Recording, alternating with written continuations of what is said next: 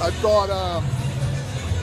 thought coming in, Sear was going to be rested and have good velocity, and I thought he was going to create some good spin with a baseball early in the game, and he did that. He got us off to a phenomenal start. He's a very competitive young man, and with the depth of our pitching staff, we hadn't been able to get him out there as much as we wanted to, but I thought this was a great opportunity for him, and I thought he took advantage of the opportunity, and obviously Houston came in and with great velocity and really pitched well. And then you can't say enough about JB. He came in and just kept locating his breaking ball and made it very difficult on them. It's hard to square up his breaking ball. He got some swings and misses on it. We defended pretty well. We had a couple of jam shots that we just didn't get to on the infield. But I tell you, Stovey makes an unbelievable play on a rocket hit in the middle of the field. He dives for that ball. That was a big play in the game. But this is a tough ballpark to score in, even with the wind blowing out. And I thought we pitched to the strike zone. I thought we threw a ton of strikes, and I thought that was the key in the ball game. We didn't create a lot of offense ourselves, but we got the two big ABs where we were able to score runs, and I thought the second one was really more important than the first one.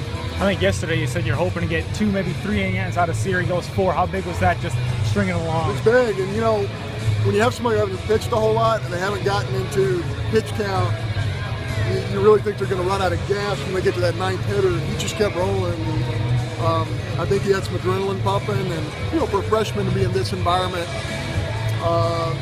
pretty big deal for him. It's to get the start and to have to deal with it. So I'm really proud of him. I thought he showed a lot of maturity and really competed his heart out. Billings has been kind of a right-handed matchup guy, but he got a couple outs and you left him in against a left-hander. Were you just that confident in him tonight? Well, the reason we left him against a left-hander is we knew if we went left-handed, we had Daniel Brown on the mound, they were going to go right-handed. Mm-hmm. So they were just going to go match up there, and we just felt like, you know what, as long as you're spinning that breaking ball in the strike zone, it's a pretty difficult pitch to get your barrel to and square it up.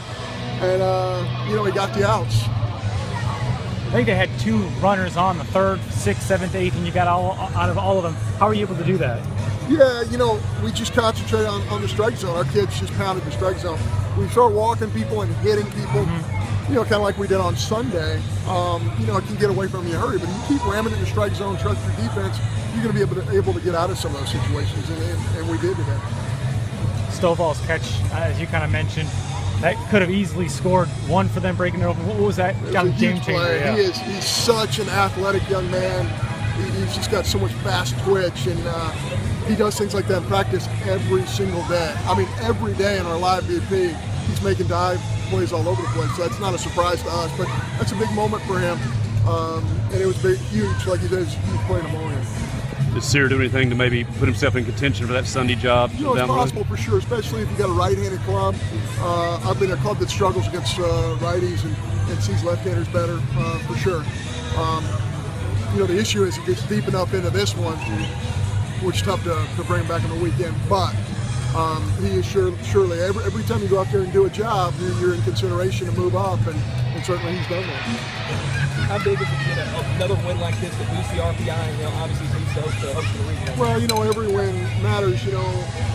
Ole Miss has a great RPI and that helps, but if you don't beat a team that doesn't have a good RPI, it's devastating in that way too. So we just need to focus on the next pitch and try to win baseball games. No matter who we're playing, and all these games matter.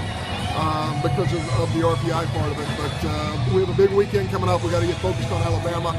It's a Thursday, Friday, Saturday format, so that's a little bit different. Dakota loses a day, so does Sexton, and whoever we throw on Sunday, and those guys will be ready. But our kids are studying for their finals. We got all kinds of stuff going on, just like everybody else does in our league. But it'll be a short week, and we need to get rested and ready for a big weekend.